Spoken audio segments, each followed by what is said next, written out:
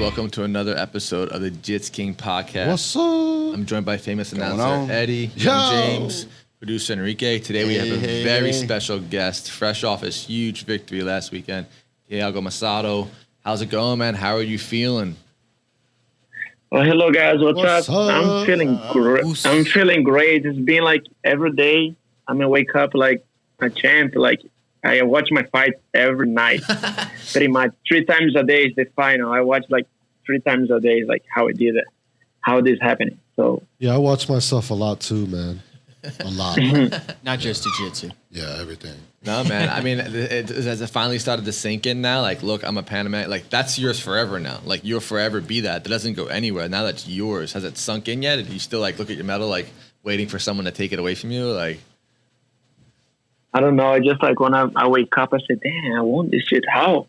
Like, yeah, I'll keep it, like, I talk to my wife and say, like, how I did that? Oh, my gosh. Yeah, man. I put on sunglasses, walking around, hey. Yeah, man, like, it's cool because, like we were talking before, like, you're one of the more consistently most active competitors on the black belt scene, and you have been for a while. Like, if anyone who competes on the circuit or any other black belts, any featherweights, you're always there in any competition. So it's really cool to see you, man, just constantly grinding, constantly out there fighting the best guys. And now you got yours. Like, it was like your day. Everything went your way on that day. Like, it couldn't have, and it wasn't an easy path. Like, we're going to talk about that later. Like, you probably had the hardest path to gold. Like, I think, dude, like, one match after the other, all those matches. I mean, you live the jiu-jitsu lifestyle. You're a ref. You're a black belt. You compete all the time, man. I mean, so, like, what was your mindset going into the competition that day? Was anything different than any of the tournament? Did you feel different? Did you think different? Like, on the first day, I was so confident. Especially, I like to, my mindset for this tournament, let's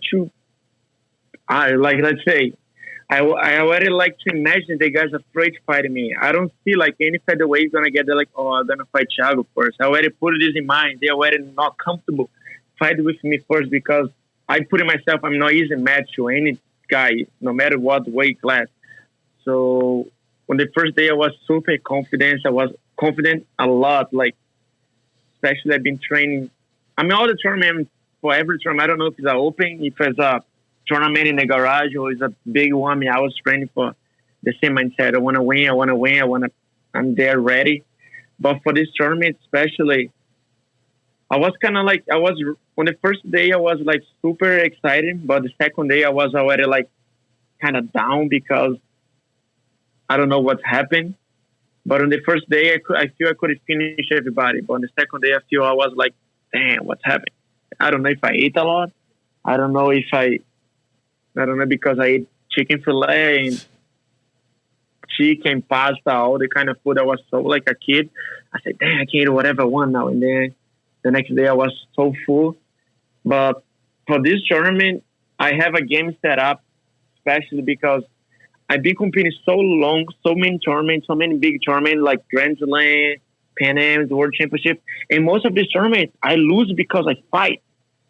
Let's say all these guys have a game plan. They pull guard and then I get so mad and then I come up to pass and then I don't care. I want to try pass. And then at the end, they sweep me from the last second. They do advantage. And I lost so many times because of that. And I already know, like, dang, I'm so good in jiu-jitsu.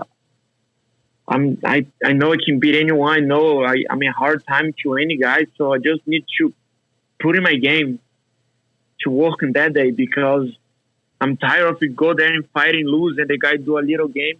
So I say, what about if this time I do the game and I don't care? They have to figure out how to beat this game because sometimes you just have to do like what the other ones is doing because many fights I remember, like I try pass and then I let the guy pass, I try taking down and then everything happened and they start holding me and do that and I say, man, today's my time to do what I have to do to earn my spot over there. And I did it and you work it. So what you're essentially saying is like before this competition, you were just fighting to fight. Like you were just trying to finish guys and put on a show. And then this time you were like, what were you saying? I put a game. This time I put a game. All the tournaments, I just like, okay, if the guy pull, I'm going to try pass. If the guy don't pull, I'm going to try taking out a pull guard. I mean, I was going whatever happened. But this one, I have one position, one kind of game to everybody. I'm not usually do that, but this tournament I did it. So let's walk through your day, man. All right, let's take your day. It's 2 days, I guess I would say, right? So your first day, you fight Gabriel Silva. He almost passes. You scramble from that almost back take right into a triangle, and a deep triangle at that. You know, so that's your first match, right? First match out of the way, quick triangle. Second match, Adam Benyon, super dangerous, super annoying guard, right? So you guys are scrambling. You're trying to pass. You catch him in that nice 50-50 armbar, all right? So that's 2 matches down. Now you have 3 more, so it's the next day. So it's Sunday morning. Your first match, Gianni Greppo, which I think was my favorite match, man. Anyone who's listening to this podcast, if you haven't watched Thiago and Gianni's match, go watch this match, because there's times when guys win tournaments, right, and they just go through everybody, but you fought this tournament and no one scored any points on you. Nobody submitted you. And you were in bad spots. You were in really bad spots with Gianni hanging off your back multiple times. Like, no one could score points on you. No one could get your back, man. That's a huge, and good guys were going after your back. Mathias Gabriel, Gianni Grippo, Samuel Nogi. Like, are you training special back defense? Like, what was that like, man? You just did not you did not accept it. It's just like, well, that's my professor says to Thiago. I give so much positions the gym, like De La Riva, triangles, armbar, choke, but I always manage to escape. And then my professor sometimes say, Thiago, be careful. I know you give us. I'm not trying to give you just you guys get, but I'm really good in defending. Like with Gianni was so crazy because he already beat me 3 times, and I was like, damn, Gianni, first match, he's all like, he's Gianni. He's really tough guy. But I have so much confidence on my defense because I train Fischer, I train Manuel Ribamar, my professor. And whenever they go to my back, whenever they do anything, I always manage to escape in training. I know in tournament it's different. But whenever before I fight Gianni, I have had my goal. If he let me come up with 2 points, the only way he can finish is score back, or either he finish it, or either he put him to sleep, because I won't give you points at all in this tournament. If I start winning 2 points, he have to finish it because he won't come back at all. He won't take me down. He won't sweep me. He won't do anything. Even the back take, I'm really good in defense. We do specific a lot back take. My professor, sometimes he start waiting. Sometimes guys in my back standing, or I wear it straight on my back. So I do a lot of specific every day. So I feel like I was just doing what I did for the whole month, the whole camp. I was just like hanging around, especially my professor put a lot of heavy people on top of me. So holding Gianni ways was kind of okay because he's my size. So, but I usually my camp, I hold a lot of people 180 pounds, 170 pounds on my back. So, and I have this on my mind, knowing that the gym can finish, especially here, but he's a world champion Nogi, world champion Gi, and he's there in this good position. When I was escape, I say, why I cannot hold this guy is my weight class? Not that hard. Like I was saying, man, like you were talking about those big guys hanging off your back in the gym. I was wondering if you do any kind of weight training, because like you looked really strong with Gianni hanging off your back there for about a minute and a half. Like he was hanging off your back there for a minute and a half, and you were just very comfortable in a 10-minute match with him in that position. It didn't seem like it was much of a big deal to you at all. Yeah, I'm constantly been working out since I got here in the US, I have a personal trainer that helping me a lot. So we always do specific for jiu-jitsu, and especially since I'm a kid, I always been training the big guys. Since I'm a kid, I was competing absolute.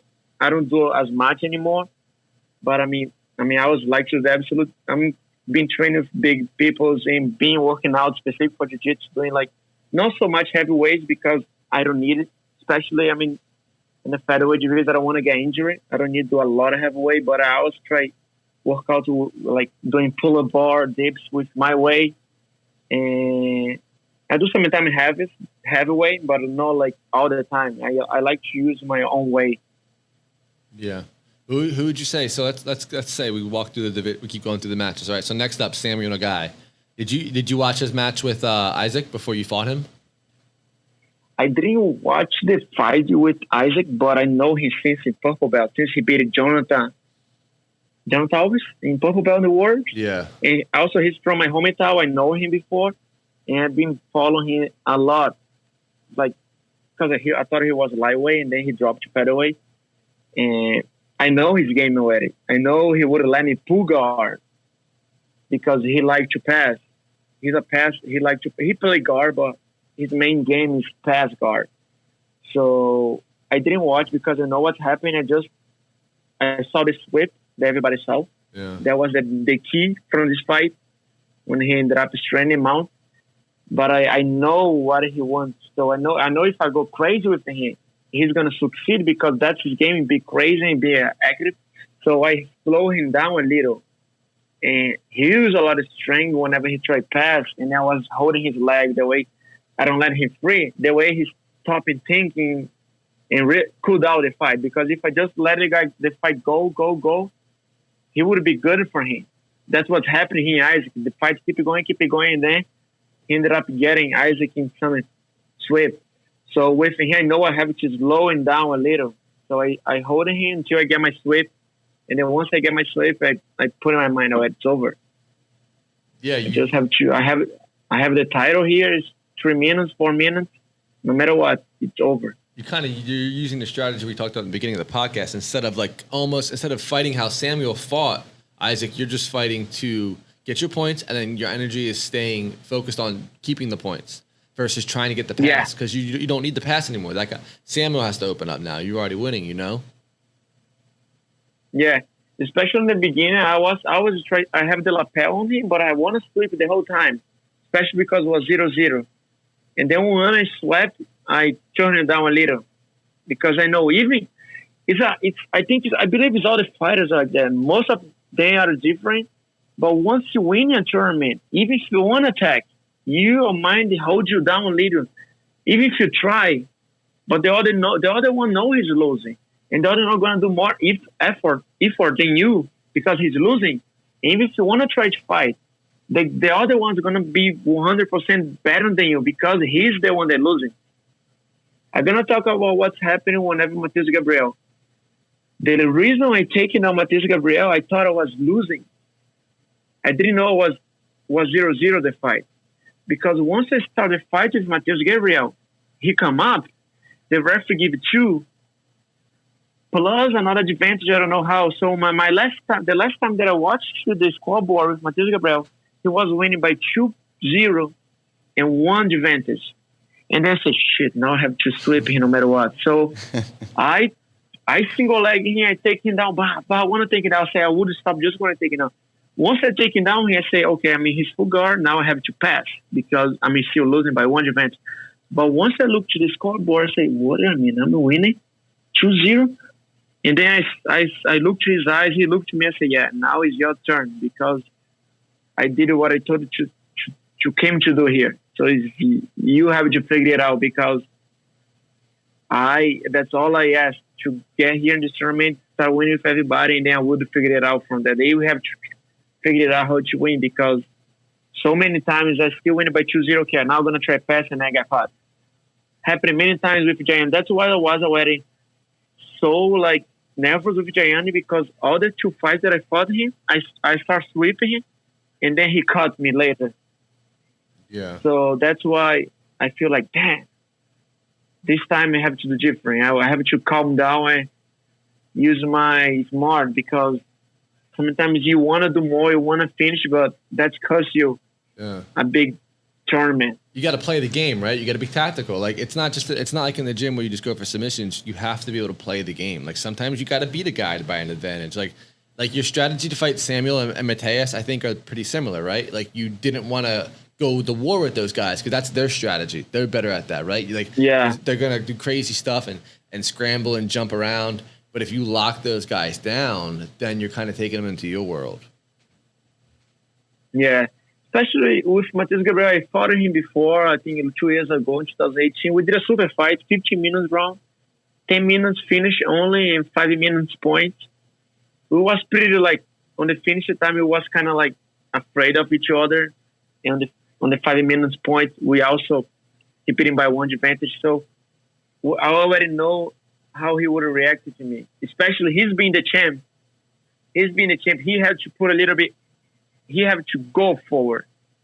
Like I saw his match with Mathias Gabriel. I saw a lot of his matches before. I saw like he's fighting Gianni. I saw he's fighting Teixeira. I saw he's on the wards. He got 3 pennants on the wards. He would not come up at all because it was his first year. So I think he was willing to get DQ no matter what, just to win the wards. So I pretty much used the same strategy that he used to the wards against him in the tournament. Because I know he's the champ, so he has to put himself there if he's willing want to win. Because I already said, imagine he's the champ. I'm just like, I just come up there in the final. If I try to put it like, oh, I have to beat him. He's going to be on his game. He's going to be on his home, feeling comfortable. Oh, Thiago, I'm now going to split, I'm going to do everything. But with the moment that I put him to get in his comfort zone and started losing how he did with many other people. He did it with Peixinho, he did it with Gianni, he did it with Masundre, he did it with a lot of people. So I put him in the same situation that he put a lot of other people on his first year. So, and as soon as I have my 2 points, I say, I got it. Now I have to survive. And then that's when he turned on like crazy. Yeah, you took him out of his comfort zone. It seemed like like after you scored, it wasn't like he was the same. It seemed like, he was kind of like not the same Mathias that we're used to, Be honest. Did you sleep with the medal on that night? Yeah, man. That's what we want to know. I didn't even sleep. I just like I sleep for 1 hour. I sleep for 1 hour and I said, damn. I went outside the hotel and then I walk around and then start reading my messages and answer everybody and then I said, damn. And then start listening music and start crying. I was like, I don't know. I think if I find someone on the street, I would fight him on the street because I was so happy. I want to just prove it jiu-jitsu work. So I was so crazy walking around. No How many one times did you recognized see me. it? The match. fight? Yeah, the final. The final match. How I many don't times know. did you see I it? think I saw today twice. I think after here, I'm going to watch one more time. Yeah, I watch what? myself all the time, man. I just video myself sometimes, and I just play it back For no 100 times. reason, though. I love it, man. I do it every night. Hey, Thiago, the question that's really important, how tight was that choke at the end? Was it on the face or was it on your neck? To be honest, it was on my neck, and then he hurt me. I was like dying. To be honest, I felt like, I'm winning. It's 1 minute. There is no way he's going to score. And then I didn't expect it. He give up the hook and go to the choke because I know he want to win so bad. Mathias Gabriel, he don't want to lose. But I didn't expect. I thought I was on the hook. I didn't expect him going to the choke because if he go to the choke, he would lose the point, especially in the 1 minute. If he was smart, he would try to get at the point. But he literally goes straight to the choke, and then I was like, and then he hurt. I was like spitting out on his hand, and then I know already. Oh shit, I'm gonna tap, and then there is no way. I felt like shit. I want to tap, and then I start try run away from the match to get 2 points to him. At least like okay, I didn't tap. I was happy to be on the final. I didn't tap, and okay. But he put his weight so much on the bone arrow that I couldn't move myself. And then I say, oh shit, now there is no way I can run away. And he's choking me. And then just hold my arm and say, okay. Or either going to be pretty for him, sleeping, putting the guy to sleep on the final of the Pan Ams and be the champion. Or either going to be good for me holding his choke and beating Mathias Gabriel, the world champion. And I'm going to be the champ today. So that's what I don't know how I didn't sleep. I don't know how I didn't tap. I know I would not tap, but I don't know how I didn't sleep. I thought I would sleep anytime. But my professor was screaming the time, and then one of my professors said 10 seconds, Mathias Gabriel released. And then he tried to catch my arm, and he released. He feel like, oh shit. And then he tried to get my arm, but I hold so strong. But I don't know.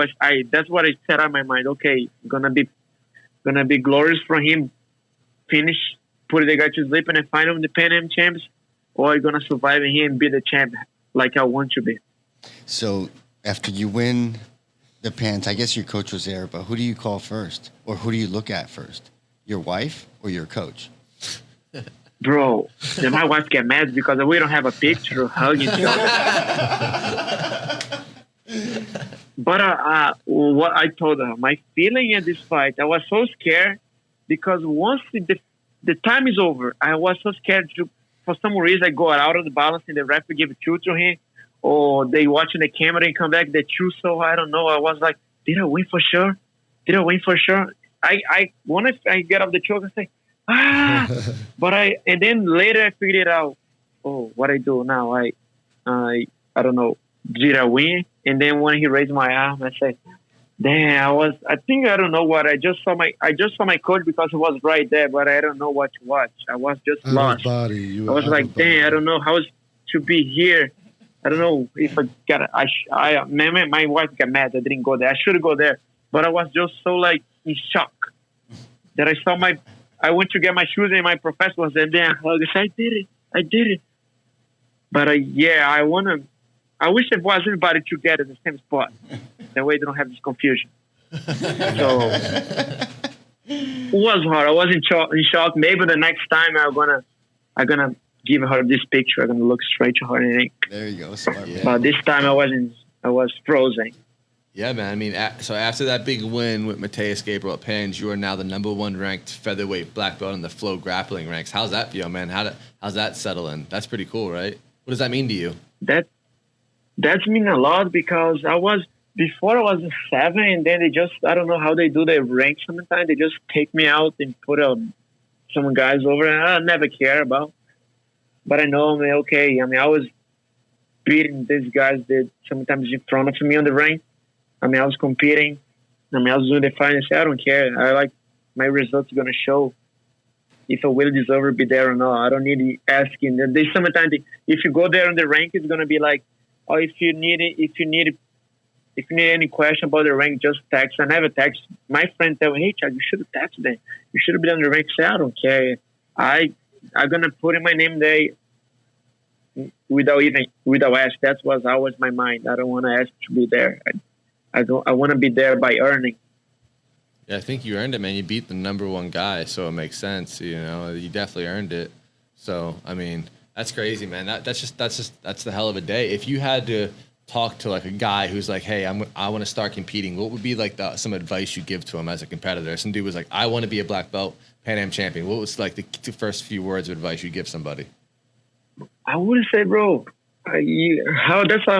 how I think, like, no matter what situation, you have to be positive. Like, you have to be happy too. You cannot be out, put yourself down sometimes. Like how I did it, like so many interviews, I told her, like, okay, maybe I lose the Pan Ams. Imagine if I lose. I would be sad like any athlete. But the next day I would be like, okay, it's fine. Okay, I feel I'm so blessed. I live a life with jiu-jitsu. I make money with jiu-jitsu. I move to another country because of the jiu-jitsu. I have an apartment. I have a car because of the jiu-jitsu. So I feel I don't have nothing to complain. Even if I didn't win the tournament or not, I feel already happy enough to be happy and train as much as I can the next day. So you have to be positive. You cannot be like, oh, put yourself down. Oh, the life is hard to me. That's never going to happen to me. What is the first thing you have to be positive in? Any situation in life, not even can be jiu-jitsu, but in your job, if you want to be a Uber driver, be positive. You're going to get a $100 tip. So you have to be positive in whatever you do. I think the first thing you have to keep your faith and positive. Start positive anytime, even if the circle.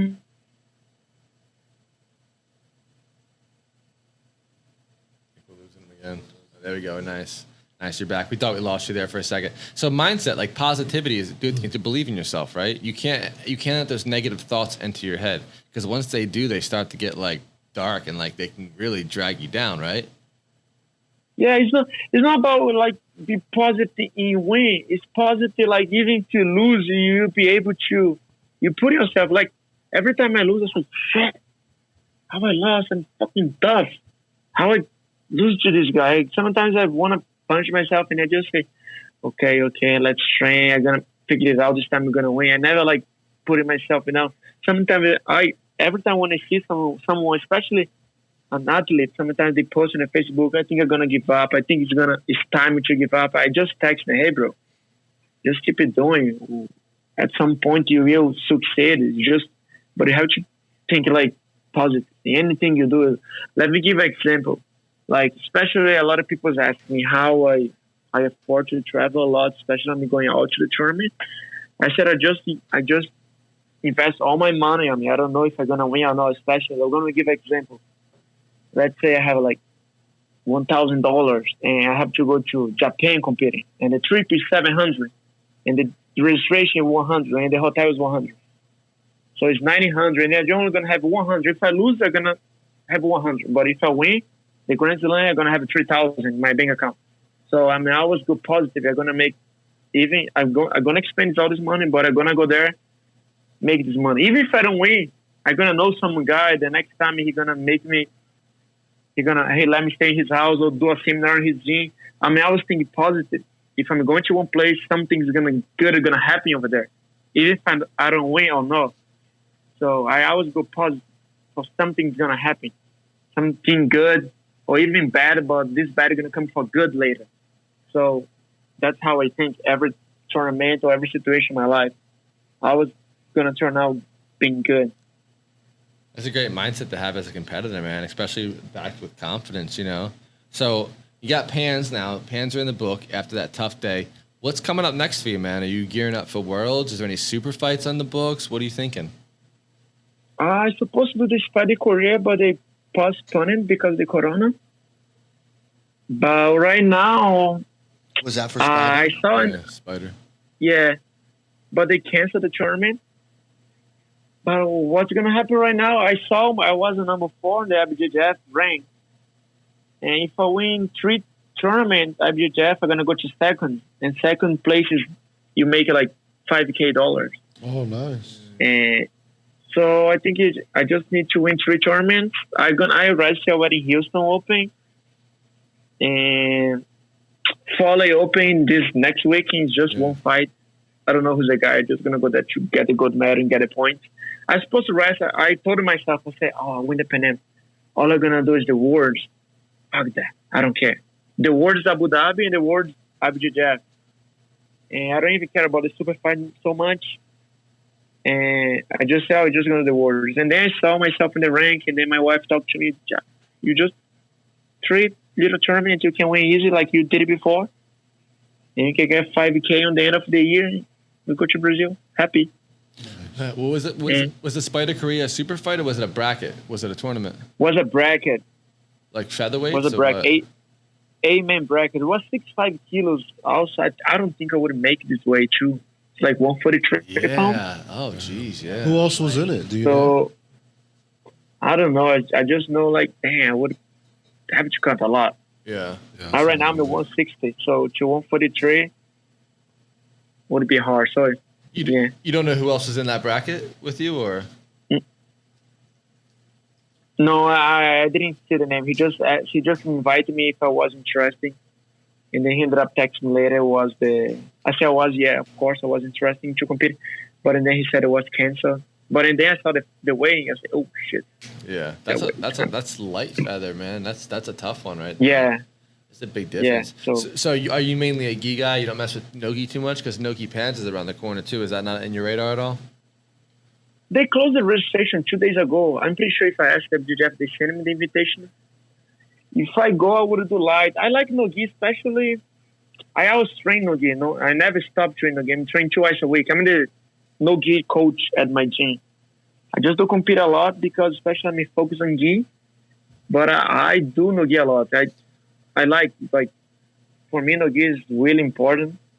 Especially I want to go to MMA at some point. As soon as I get my first world title, I just gonna buy jiu-jitsu. I'm gonna go to MMA. Not buy jiu-jitsu training, but as a tournament, I'm gonna go to MMA the next day.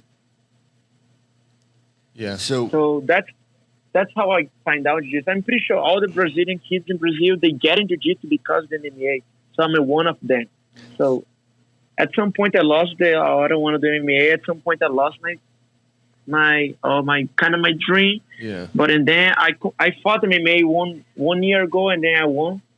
So that's my next goal after I win my first world title. Go to MMA. So I mean, I was doing Nogi, especially to help the guys from the gym for MMA, and I like Nogi since I was a kid. Nogi is fun. Do you like Nogi better than Gi? I wouldn't say I like Nogi better. I like both, but to tournaments I do more Gi because the one that I mean like more I train more, especially the competition train. Everybody competes a lot of Gi. So, but I would not have a difference if they want to change let's just train Nogi one day. Nogi would be fine. I like both. I just compete more Gi because I like IBJJF. I want to be recognized by IBJJF. So I have to focus in Gi a lot. Do you feel like this Pans win is going to make competing at Worlds easier or harder? Like, is there going to be more pressure on you or less pressure when you compete at Worlds now? I'm going to be more confident for sure. Less pressure, but more pressure, of course. When I step up on the top of the podium, especially not on the top of the podium, when I was fighting Giant, I was winning by 2-0. All I think is I was like, I have to eat more good. I have to work out more. I was fighting, I was winning, but I wasn't thinking so much in the fight. I was just thinking, damn, this guy's crazy. I want to work out more. I want to eat more. I was so crazy that I just thought about go Monday, and I don't even know if I'm gonna win or not. I was winning, but I already won Monday training hard because the hard was tough and the guy was tough. And he was a high level athlete, and then I just like, damn, I need to train more. I was winning, but I was in my mind already. Damn, I can't wait to get Monday to work out and eat good and do good. And I was crazy. Even when I get on top of the podium, all I want is like, damn, I have to double to win the wars. So that's my main focus. Train as much as I was doing before. Go more like focus what I want to do. And I think it's going to be less pressure because once you win your first major title, your pressure that you're like, damn, I made it for it because you belong. Every time I compete, I belong to that because every time I go to Pan Ams, I lose the third match, second match, I don't even get medal. And then you feel like, damn, Jiu-Jitsu not for me. Everybody thinks that no matter what. And then I feel like, and then I win like, damn, I really belong here. I prove myself I belong here. What kind of advice would you give to guys that aren't really that good, like Eddie here? What the hell? I'm amazing. Huh? So guys that aren't really that good, that like the sport, do you have any advice for them, like Eddie here? I don't know what he's talking about. I'm pretty amazing. I'm probably one of the only IBJJF champions that are undefeated right now. Right? Like that's what I'm gonna explain how I teach some of my students. Like sometimes, like especially when one guy was asking advice from me about Thiago is so good in tournament, give him advice, I say. And then he lost his tournament like 30-0 something. I said, okay, let's say you're on the street, right? You're walking, someone take you now. Do you gonna stand up or stay on the floor? Say stand up, of course, okay. Do you like someone being on mount on your back or like side controlling you? Then also, yeah. So just avoid this happening on the gym. If you avoid this happening on the gym, or even like, especially he asked me one time like, oh, I don't know about tournament. I said, bro, I'm gonna see how I see jiu-jitsu. That's what I told him. I see jiu-jitsu. I didn't see jiu-jitsu as a sport first. In Brazil, a kid go to the jiu-jitsu because he thinks it's a fight. If you go to like in the Brazil, 10 in, like say 8 in 10 kids do jiu-jitsu. So if you go to the school, like the bully is going to be the jiu-jitsu kids. And if they see, oh, I'm a yellow belt, oh, I'm pretty sure I can beat you up. That's how the kids in Brazil are. They don't care if they don't do box, Muay Thai. If you don't do jiu-jitsu, they think they can beat you up. And that's how I see jiu-jitsu. I don't feel comfortable. No one score a point on me because if someone taking me down, I don't stand up. I'm just like, I feel like, damn, that's a self-defense. If someone on the street just push me, I'm going to be on floor because I don't know how to stand up So that's like what's my advice for when sometimes you've been lose the tournament. Try see how you're doing wrong at the gym. Try see like how you're training. If you will like sometimes like I count how many points someone score on me on the gym. Like sometimes I say, today no one's gonna score any point. Today no one's gonna finish. You have to not just like train 10 hours and then okay. You have to know how to train too. Be smart in this situation. Like, oh, I won't allow this guy get on my side control. I won't allow this guy take me now. I won't allow this guy sweeping me. Especially the way that I see jiu-jitsu. I see jiu-jitsu as how can I say? A sport that can save me in any situation. Like some guy try attacking me, I'm pretty sure the guy's in trouble because for me, I know how to fight. Especially I do all the sports too. I do Muay Thai. But that's my advice. You have to see how you're training. It's not like, okay, I train 10 hours a day, but like, okay, in these 10 hours, everybody pass your guard. So what's going on? Yeah. So you have to just like see what you're doing wrong and then you can fix it. If you lose this way, maybe you train this way. I told the guy, I say, Thiago, I say, okay, how many, like, he was like, I get mad sometimes with some crazy questions, but I feel like, okay, you asked me how to help in your guard, but I saw first thing when you pull guard, you try like give your back or try do something. So if you want to train your guard. It's not easy to get on the high level, but it's not that hard if you train smart. Like I remember, I think it was Rafael Mendes said this phrase in 2009 in a magazine, Tatami magazine, and I forgot this phrase. It's not how much you train, it's how you train. And since that day, get in my mind. Like you have to know how to train too. It's not only like, okay, I'm gonna go fight hard all day, but okay. And then the tournament, something went wrong because that's how you train. You go crazy. Sometimes the tournament you go crazy and don't gonna end up well. Maybe you can end up well, but like you have to be smart in every situation. Yeah, you got to train accordingly. Not just waste your time. You got time in the gym. Yeah. It's time to get better. Okay, I messed up at the competition. How can I make that better in the gym?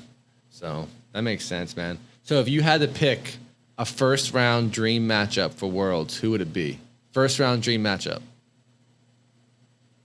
Dream matchup.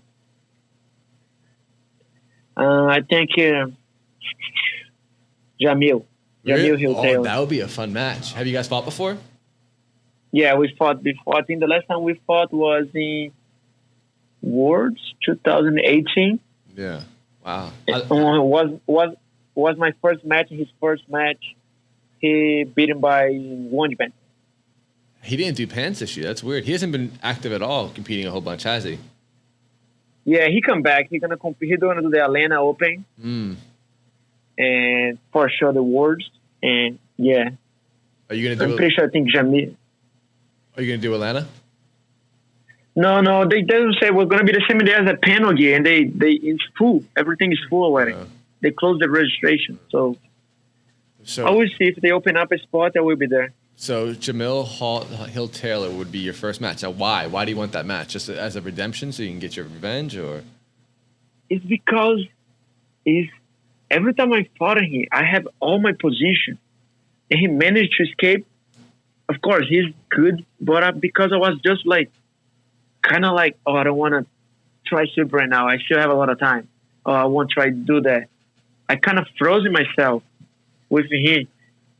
And I think it would have been nice, not like a dream match, but I want to just like fight him again to see how it's going to turn out again. How it's going to be like, going to be different. You fight him on JitzKing. That'd be a match. Yeah, man. We need to get you on a JitzKing match sooner than later the next time we do, and that'd be fun, you know? For sure. Do you have any interest in ADCC coming up anytime soon, like trials or anything? I was thinking like the trial is going to be in Brazil in February. And yes, I'm planning to go there. But if we win the Worlds in December, I don't need the trials because I'm pretty sure that's a free pass to the ADCC. Yeah, you get an invite automatically, right? Yeah, so either I'm gonna win the awards, and I don't need to do that. I hope I win the awards to get the free trials this year. But I'm going. If I don't get the invitation, I go into the trials in Brazil in February. I think it's February, January. I don't know. It's coronavirus, and they always change the date. What division would you do? 6 kilos. 6 kilos. You know, I never got an invite. You never got an invite to it? I never got an invite to ADCC. You're going to have to hit Mo up, bro. That is so weird, You right? have to talk to Mo and figure that out. Undefeated. So Crazy. if you, let's say you went to ADCC, who would you like to fight in Nogi? Who would be a good Nogi match for you? Who would you pair yourself up with there? Nogi. I would like to fight any heel hook guy because, especially, I know it's hard. Like, for example, I train heel hooks, but it's not my game. Mm-hmm. I can. The same thing. They won't go to the. I know how to defend really well. But I don't attack a lot. It's not my game because I like, especially, how I say, I'm planning to go to MMA. So my jiu-jitsu, my game, I have guard gi, but my game is like taking down and pressure and pass, especially for MMA. I would like to find one of these guys to the way I can wrestle and then because you cannot put guard over there whenever it's in point system. In a way to be fun with guillotines and take it down. Would it be fun? Yeah. Anyone would be nice to start standing. Oh, no one can pull guard now. Let's see who's better standing. Yeah. And in the division. Your wrestling's good, man. You time that shot very well, and like you threaten guys with takedowns and guard pulling. So I think it worked pretty well for you, man. Yeah, that's my game. I do a lot of double leg, single leg at the gym. So I think that's for me. If I would define jiu-jitsu in two techniques, I would say double leg and armbar. Right. What kind of striking are you working on? Are you working on like Muay Thai or boxing or? I have a coach in Muay Thai kicking box. He's used to be in the UFC. So yeah, like kicks and punches, Muay Thai kicking box. I like it a lot. I like to punch. Punch is fun. We appreciate your time, man. You have any sponsors or anyone you want to shout out while you're on the podcast? Anyone that meant a lot to you and helped you get to where you are? Feel free to give them a shout out. Oh, I want to say thank you to all my team, Rodrigo Pinheiro, my sponsor, Gaminis. My dear sponsor, I'm with them only, Gaminis. So, and all the people that help me, sending me good message, energy, positive energy. Just want to say thank you to all these people, the people that help me too. They support me, and yeah, that. You got any social? What's your Instagram handle? Let the people follow you. Tell them where you're at so they can come follow you and see all your cool pictures. Thiago Macedo BJJ. Thiago Macedo BJJ. It's pretty simple. My first name, last name, and BJJ. Thank you again for your time, man. Thank Guys, you, we were brother. joined by Thiago Macedo, the number one featherweight black belt flow grappling ranked, and the newly crowned Pan American champion. Pan champion. The Champ in the champ is house. here. And soon to be ADCC champ. Yeah, soon to be world champ, possibly, man. Thank you for everything you've done. Thank you for the mindset, and I appreciate it, man. Appreciate your time. Thank you, man. You're welcome, guys. Thank you for the invite, the podcast Thank you, man. Open for me to talk a little bit about how I see, my mind, so how I see jiu-jitsu too. Thank you, guys. Thank I you, really man. appreciate that. Thank you. And soon to be JitzKing champ. Oh, can't wait. Let me know. All right, brother.